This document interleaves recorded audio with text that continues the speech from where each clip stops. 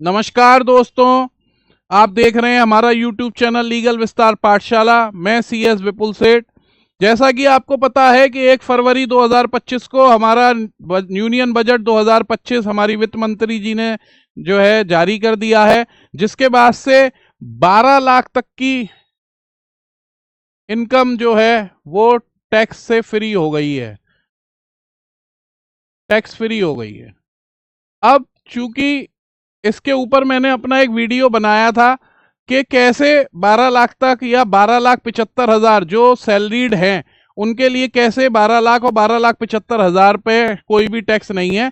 ये मैं अपने पिछले वीडियो में आपको बता चुका हूं। उसका लिंक मैं अपने इस डिस्क्रिप्शन बॉक्स में डाल दूंगा, जिससे कि आप उस वीडियो को भी देखकर समझ पाएंगे। अब क्वेश्चन ये आता है कि अगर मेरी इनकम 12 लाख या उससे नीचे है तो क्या मुझको ITR फाइल ही नहीं करनी? ऐसा बहुत सारे लोगों के मन में जो है विचार है कि भाई अगर मेरी इनकम 8 लाख है या मेरी इनकम 10 लाख है तो क्या अब मुझको इनकम टैक्स रिटर्न नहीं भरनी होगी? तो दोस्तों, इसके लिए मैं आपको दोबारा से एक जो न्यू स्लैब है उसकी तरफ ले चल रहा हूं। तो हमारा जो न्यू स्लैब है, बात करते हैं टैक्स स्लैब की, जो इस बजट के बाद से इफेक्टिव हो गया है। मतलब 1 अप्रैल 2025 से ये हमारा स्लैब हो जाएगा। इसमें क्या है, 0 से 4 लाख तक 0% टैक्स है, 4 से 8 5%, 8 से 12 10%, 12 से 16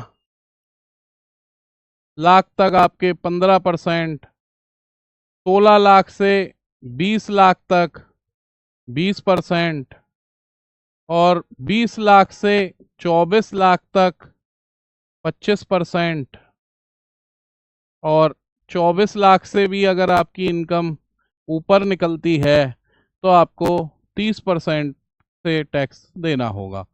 ये हमारा टैक्स स्लैब है जो बजट के बाद से एप्लीकेबल होगा 1 अप्रैल 2025 से।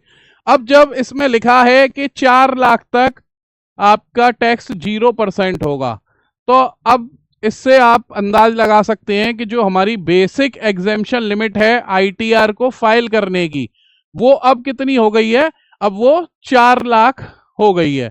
मतलब अगर आपकी इनकम 4 लाख रुपए या उससे कम है तो फिर अब आपको ITR ना भी भरेंगे तो कोई दिक्कत नहीं होगी। मगर दोस्तों, ITR भरने के भी अपने कुछ बेनिफिट्स हैं। मैं बता देता हूं कुछ बेनिफिट्स आपको, कि अगर अब आप बैंक में कोई लोन लेने जाते हो, कार लोन या होम लोन, आजकल लोगों को कार खरीदनी होती है तो लोन ले लेते हैं, घर खरीदना होता है तो होम लोन ले लेते हैं, कई बार हम बिजनेस के लिए भी लैप ले लेते हैं या CC लिमिट ले लेते हैं या ओवरड्राफ्ट लिमिट ले लेते हैं। तो ऐसे केस में जब हम बैंक के पास जाते हैं कि साहब हमको लोन चाहिए, तो बैंक हमसे क्या कहता है कि साहब आप अपनी इनकम टैक्स रिटर्न दीजिए।